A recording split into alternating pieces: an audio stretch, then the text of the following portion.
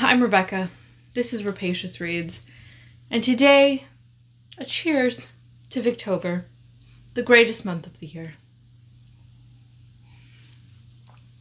Okay, so, kicking off Victober, we're starting with our TBR. So, first things first, the first book I picked, which is Vanity Fair by William Makepeace Thackeray. This is a reread for me, and I originally read it because the main character's name is Rebecca. And this qualifies for Katie's prompt of a Bildungsroman, a coming-of-age story. But not only that, I looked up the official definition of Bildungsroman, and it is a psychological and moral growth of a protagonist from childhood to adulthood. And this is really what that is. It follows Becky from the time that she's a young woman in school with other similarly aged girls, and follows her through her marriage and her trying to get married and how she comes to live on nothing a year. And it really is that seedy morality that is the center point of Vanity Fair for me, at least. The fact that she starts off with such a blank slate, and through her grasping for money and her scheming, that morality really develops into the less than the opposite of what you would like in the Victorian period. The underside of all that industrial growth. So yes, the pungent satire of English and continental society in the period of the Napoleonic Wars is dominated by Becky Sharp, a name that has come to be synonymous with outrageous and quick-witted self-interest. Outrageous and quick-witted self-interest. Lacking the wealth and good breeding of the upper classes, Becky must use all the resources she can, charm, intelligence, sex appeal, to advance herself in society. From battlefields to ballrooms, Vanity Fair is full of intriguing characters and entertaining dialogue. Our delight in Becky Sharp and her surroundings is exceeded only by our delight in Thackeray himself, in his fecundity, his gift for the absurd, and his immense power to please. And Thackeray writes those beautiful full-length Victorian sentences. Here's the opening sentence. While the present century was in its teens, and on one great sunshiny morning in June, there drove up to the great iron gate of Miss Pinkerton's Academy for Young Ladies on Chiswick Mall a large family coach with 2 fat horses in blazing harnesses, driven by a fat coachman in a 3-cornered hat and wig, at the rate of 4 miles an hour. So I am looking forward to decadence and immorality. This fulfills another prompt, of having a screen adaptation. So I may watch the 2004 adaptation with Reese Witherspoon. The other thing I wanted to mention with this one is this is my reread for Victober. So, excuse me while I reach to the bottom of all my books. So this is a group read. The Mayor of Casterbridge. I have this cute little, very old Macmillan edition. I think this is from the 60s. And this one came with all these oh wait, no, it's not this one. Sorry, that was my copy of Dr. Thorne. I've already read The Mayor of Casterbridge, and I read it in the last, I would say, 2 years. So I'm not interested in rereading it. So sadly, you all will have to go on without me. Okay, so next on my list it's a sad one for me. I don't want to read it. It's The Last Chronicle of Barset. Emphasis on last. Anthony Trollope begins his sextet of the Barsetshire novels to a triumphant conclusion in the Last Chronicle of Barset. Now, the only thing giving me the strength to live after completing the Last Chronicle of Barset is the fact that Trollope wrote 40 novels. So, although this series is done, I shan't be soulless in the future. In it, the reader meets again some of the best-loved characters from earlier books. The saintly Mr. Harding from The Warden, and his irascible, I've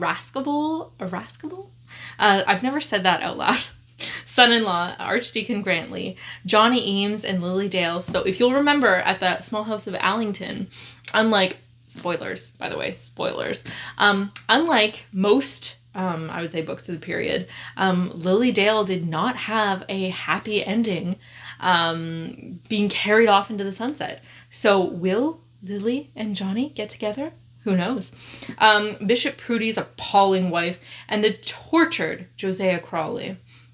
It is on Crawley. Now see, I don't remember who Crawley is. I don't recall him in the background. The perpetual curate of Hogglestock. Oh, he's the poor one who has too many kids.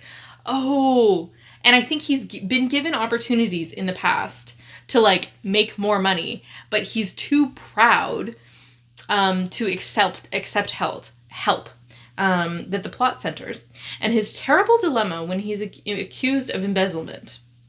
The social and clerical pressures to which he is subjected make a compelling story around which revolves the love life of his daughter Grace, the amatory susceptibility of Johnny Eames, the machinations of Miss Prudy, and the eventual weaving together of the delightful strands that make up one of Trollope's finest novels. Now, my hope throughout the entire series was that her name is gone, Miss Dunstable. That Miss Dunstable would have a happy ending. I hope that Miss Dunstable finds someone and settles down. Yes. Okay, so that's my next book. Now, that's, I mean, 2 500-page books, you know, I don't know if I can read anymore. So this one is just in case I have room. We have George Meredith, The Egoist. I know nothing of it. I simply picked it off my shelf. It's one of my used bookstore finds. Virginia Woolf said of The Egoist, Meredith plays us a supreme compliment to which, as novel readers, we are little accustomed. He imagines us capable of disinterested curiosity in the behavior of our kind. So that tells me that there are a lot of unlikable characters in this book.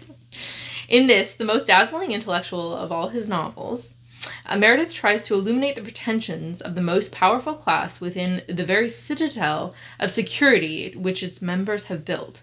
He develops to their logical extremity his ideas on egoism, on sentimentality, and on the power of comedy. Meredith saw egoism as the great enemy of truth, feeling, and progress, and comedy as the great dissolver of artifice. The Egoist is the extreme expression of his recurrent theme, the defeat of egoism by the power of comedy. Now, I do hope that this is in fact a Victorian book. I wouldn't want to have egg on my face. This is in fact, no, this is saying 1879 is when it was published. Okay. So it's called A Comedy in Narrative. So I think it's going to be rather cutting. Okay, so we're going to read the first sentence of the prelude, okay?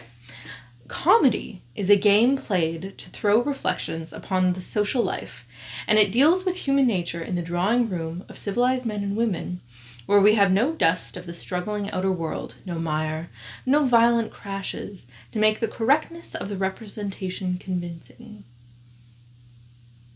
Oh, it's going to be cutting. I'm scared. Okay. So next, we're going to look at the other prompts. So we have a short story prompt.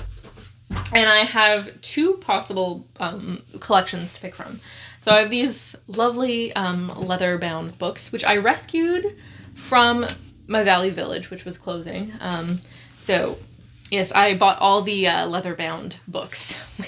And you can see them back there, maybe? No, probably not. So here we have the Hidden Dickens. So I'm just going to turn.